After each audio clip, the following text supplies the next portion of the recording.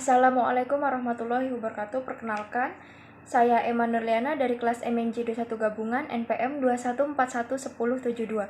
Di sini saya akan menjelaskan mengenai bagaimana kode etik pengguna informasi teknologi dapat memiliki dampak positif dalam penggunaan teknologi. Nah, selanjutnya apa sih kode etik pengguna informasi teknologi itu? Kode etik pengguna informasi teknologi adalah seperangkat aturan atau nilai yang mengatur perilaku pengguna teknologi informasi dan komunikasi yang baik dan benar. Kode etik ini bertujuan untuk memastikan bahwa penggunaan TIK dilakukan dengan cara yang bertanggung jawab dan etis, serta tidak merugikan orang lain atau masyarakat secara umum.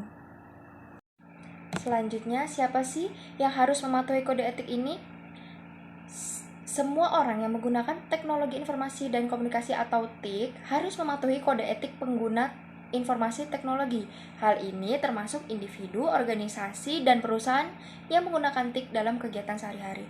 Kode etik pengguna informasi teknologi sangat penting dalam dunia teknologi informasi karena beberapa alasan. Yang pertama, menjaga keamanan dan kerahasiaan data, meningkatkan kualitas sistem informasi, mencegah penyalahgunaan TIK, meningkatkan profesionalisme, dan menjaga hubungan baik dengan orang lain.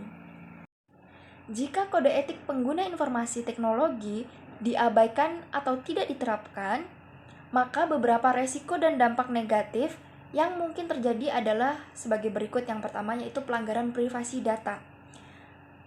Pengguna TIK yang tidak mematuhi kode etik dapat mengakses, mengambil, atau menyebarluaskan informasi pribadi orang lain tanpa izin, sehingga dapat merugikan privasi dan keamanan data. Yang kedua, keamanan informasi. Pengguna TIK yang tidak mematuhi kode etik dapat merusak atau mengganggu sistem informasi orang lain, sehingga dapat mengancam keamanan informasi data. Yang ketiga, cyberbullying. Pengguna TIK yang tidak mematuhi kode etik dapat menggunakan TIK untuk melakukan tindakan yang merugikan atau merendahkan orang lain seperti melakukan cyberbullying atau penyebaran konten yang tidak pantas. Nah, yang keempat, penyalahgunaan TIK.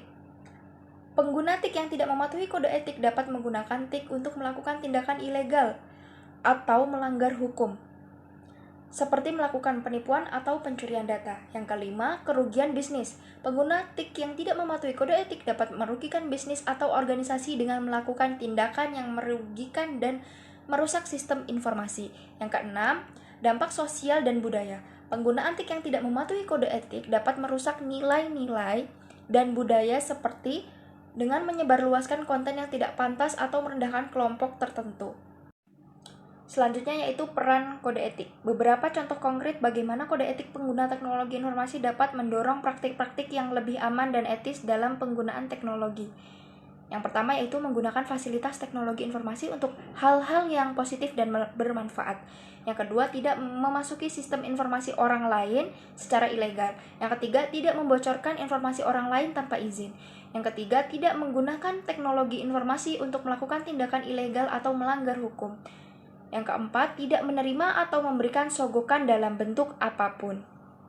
Selanjutnya, contoh kasus. Contoh kasus nyata yang menunjukkan bagaimana kode etik pengguna informasi teknologi dapat mencegah konsekuensi negatif adalah kasus Cambridge Analytica. Cambridge Analytica adalah perusahaan konsultan politik yang terlibat dalam skandal pengumpulan data pengguna Facebook tanpa izin. Perusahaan ini mengumpulkan data pengguna Facebook melalui aplikasi yang dikembangkan oleh peneliti Universitas Cambridge, yang kemudian digunakan untuk mempengaruhi pemilihan umum di Amerika Serikat dan Inggris. Skandal ini menimbulkan kekhawatiran tentang privasi data dan penggunaan data pribadi untuk tujuan politik. Selanjutnya, manfaat kode etik dari perspektif individu. Yang pertama yaitu meningkatkan kesadaran akan etika dan moral dalam penggunaan teknologi informasi. Yang kedua, meningkatkan profesionalisme dan kredibilitas sebagai pengguna TIK. Yang ketiga, mencegah terjadinya pelanggaran hak cipta, pencemaran nama baik, penipuan online, dan intimidasi online.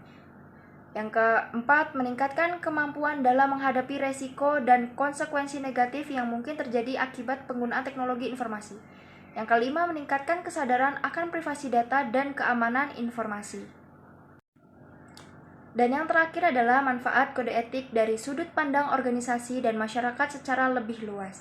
Yang pertama yaitu meningkatkan kualitas sistem informasi dan teknologi informasi yang digunakan. Yang kedua, meningkatkan kualitas bisnis dan organisasi. Yang ketiga, meningkatkan kesadaran sosial dan budaya dalam penggunaan teknologi informasi. Yang keempat, mencegah terjadinya konflik atau masalah yang dapat merugikan orang lain atau masyarakat. Yang kelima, meningkatkan kepercayaan dan kepuasan pelanggan. Baiklah, mungkin hanya itu yang dapat saya sampaikan. Kurang lebihnya saya mohon maaf. Saya akhiri. Wassalamualaikum warahmatullahi wabarakatuh.